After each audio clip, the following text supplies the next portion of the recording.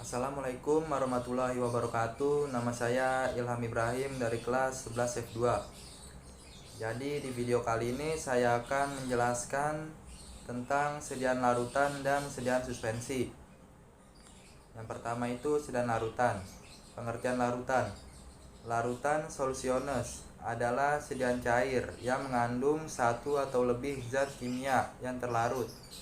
Komponen dari suatu larutan adalah solut, zat terlarut, dan solvent, pelarut. Lalu macam-macam larutan. Larutan dibedakan menjadi dua. Yang pertama berdasarkan konsentrasi solut dan solvent, dan yang kedua berdasarkan cara pemakaiannya. Yang berdasarkan konsentrasi solut dan solvent itu dibedakan menjadi empat, yaitu larutan encer, larutan jenuh, dan larutan lewat jenuh. Lalu yang kedua berdasarkan cara pemakaiannya dibedakan menjadi dua, yaitu larutan oral dan larutan topikal. Larutan oral meliputi 1. Potiones, 2. Eliksir, 3. Sirup, 4. Netralisasi, 1. Ratio, dan potio effervescens. Dan yang kelima gutae. Dan larutan topikal meliputi 1. Cholerium, 2. Gutae ophthalmicae, 3. Gargarisma, 4. Litus oris dan Gutae oris, 5. Gutae nasales, 7. Gutae auricularis, 7. Inhalationes, 8. Lavamen, 9. Douce, 10. Epitema. Lalu faktor-faktor yang mempengaruhi kelarutan, yaitu ada 7 faktor.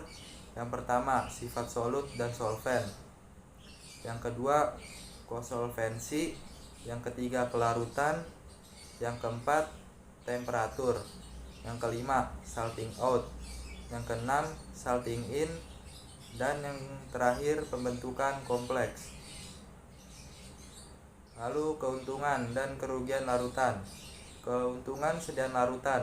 Yang pertama, 1. Lebih disukai oleh anak-anak. 2. Menjamin adanya keseragaman dosis. Yang ketiga, mudah diberikan kepada pasien yang sukar menelan sediaan padat. Yang keempat, lebih mudah diabsorpsi. Lalu kerugian sediaan larutan. Yang pertama, tidak cocok untuk obat yang tidak stabil dalam larutan. Yang kedua, volume bentuk larutan menjadi lebih besar. Yang ketiga, ada obat yang sukar tutupi rasa dan baunya dalam larutan. Lalu kita ke suspensi. Pengertian suspensi. Menurut Farmakope Indonesia edisi 5, suspensi adalah sediaan cair yang mengandung partikel padat tidak larut yang terdispersi dalam fase cair. Hal yang penting dalam suspensi ialah harus dikocok dengan baik sebelum digunakan untuk menjamin distribusi bahan padat yang merata dalam pembawa, sehingga menjamin keseragaman dan dosis yang tepat. Lalu macam-macam suspensi. 1. Dibedakan menjadi dua, yaitu 1. Berdasarkan cara pemakaiannya, dan yang kedua berdasarkan cara penggunaannya. Berdasarkan cara pemakaiannya itu ada 2 macam, yaitu suspensi yang siap digunakan dan dry suspensi atau sirup kering. Lalu yang kedua berdasarkan cara penggunaannya ada 6 macam, yaitu 1. Suspensi oral, 2. Suspensi topikal, 3. Suspensi tetes telinga, 4. Suspensi oftalmik, 5. Suspensi untuk injeksi, dan yang terakhir suspensi injeksi terkonstitusi.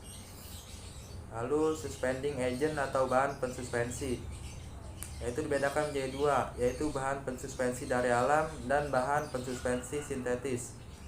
Bahan pensuspensi dari alam juga ada 2 macamnya, yaitu golongan gom dan golongan bukan gom. Golongan gom yaitu 1. Gummi Asaceae, 2. Chondrus, 3. Teragakan, 4. Algin. Golongan bukan gom yaitu 1. Bentonit, 2. Hectorit, dan ketiga Vegum. Lalu yang kedua bahan pensuspensi, sintetis, yaitu 1. Derivat selulosa meliputi metil selulosa atau metosol, karboksi metil selulosa atau CMC, dan hidroksi metil selulosa. Lalu yang kedua, organik polimer, yaitu meliputi karbopol 934 atau karbomer. Lalu alasan dibuat sediaan suspensi, yaitu 1. Beberapa orang sukar menelan tablet atau kapsul. Yang kedua, sukar larut dalam air. Yang ketiga, dalam bentuk terlarut berasa pahit. Yang keempat, lebih stabil secara kimia dibanding terlarut. Dan yang kelima, lebih siap secara bioavailabilitas daripada bentuk tablet atau kapsul. Jadi itu saja penjelasan saya tentang materi sediaan suspensi dan sediaan larutan. Kurang lebihnya mohon maaf. Wassalamualaikum warahmatullahi wabarakatuh.